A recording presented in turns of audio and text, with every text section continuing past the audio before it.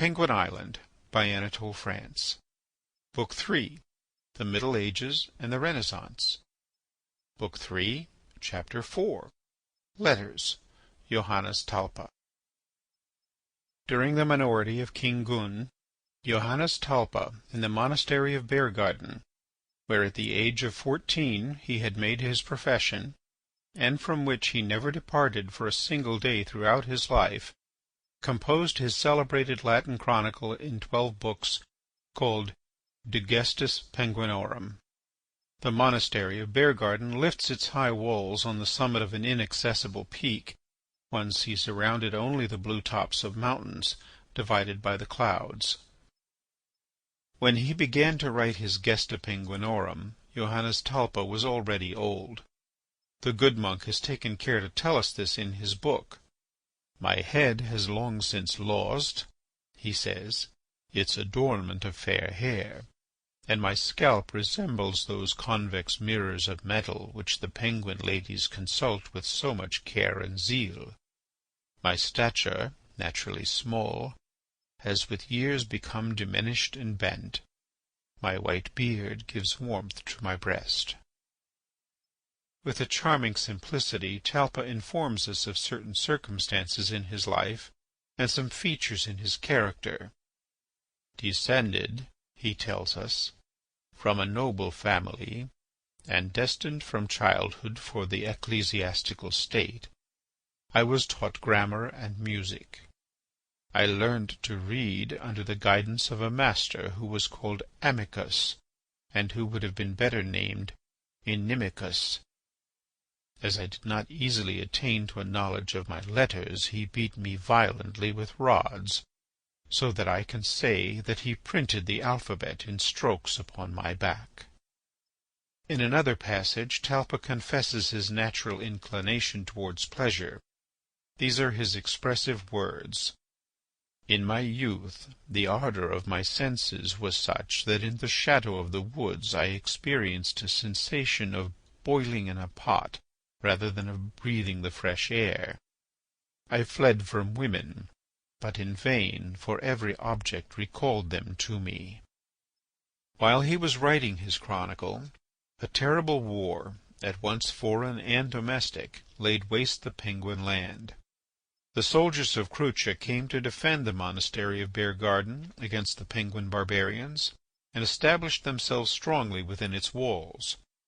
In order to render it impregnable, they pierced loopholes through the walls, and they took the lead off the church roof to make balls for their slings. At night they lighted huge fires in the courts and cloisters, and on them they roasted whole oxen, which they spitted upon the ancient pine trees of the mountain. Sitting around the flames, amid smoke filled with a mingled odour of rosin and fat, they broached huge casks of wine and beer. Their songs, their blasphemies, and the noise of their quarrels drowned the sound of the morning bells. At last the porpoises, having crossed the defiles, laid siege to the monastery. They were warriors from the north, clad in copper armour. They fastened ladders 150 fathoms long to the sides of the cliffs, and sometimes in the darkness and storm these broke beneath the weight of men and arms, and bunches of the besiegers were hurled into the ravines and precipices. A prolonged wail could be heard going down into the darkness, and the assault would begin again. The Penguins poured streams of burning wax upon their assailants, which made them blaze like torches. 60 times the enraged porpoises attempted to scale the monastery, and 60 times they were repulsed. For 6 months they had closely invested the monastery, when, on the day of the Epiphany, a shepherd of the valley showed them a hidden path by which they climbed the mountain, penetrated into the vaults of the abbey, ran through the cloisters, the kitchens, the church, the chapter halls, the library, the laundry, the cells, the refectories, and the dormitories, and burned the buildings, killing and violating without distinction of age or sex. The Penguins, awakened unexpectedly, ran to arms, but in the darkness and alarm they struck at one another, whilst the porpoises, with blows of their axes, disputed the sacred vessels the censers, the candlesticks, dalmatics, reliquaries, golden crosses, and precious stones. The air was filled with an acrid odour of burnt flesh.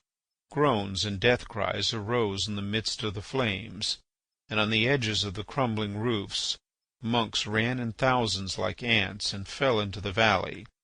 Yet Johannes Talpa kept on writing his chronicle.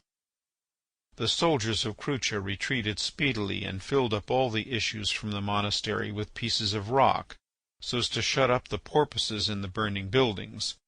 And to crush the enemy beneath the ruin, they employed the trunks of old oaks as battering rams.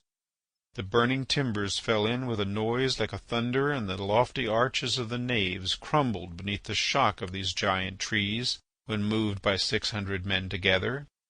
Soon there was left nothing of the rich and extensive abbey but the cell of Johannes Talpa, which by a marvellous chance hung from the ruin of a smoking gable.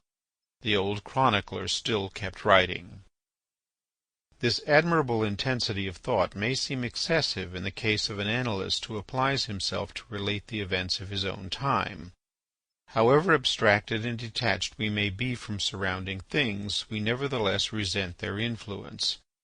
I have consulted the original manuscript of Johannes Talpa in the National Library, where it is preserved, Monumenta Penguinorum, K. L. 6, 12394.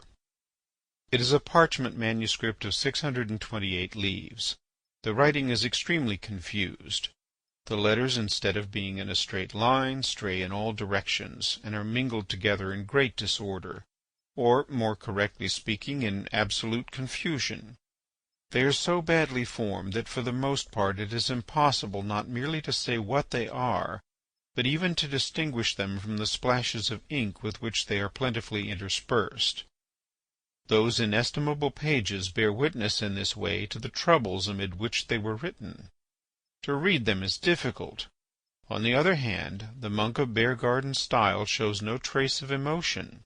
The tone of the Gesta Penguinorum never departs from simplicity. The narration is rapid and of a conciseness that sometimes approaches dryness. The reflections are rare and, as a rule, judicious. End of Book 3, Chapter 4.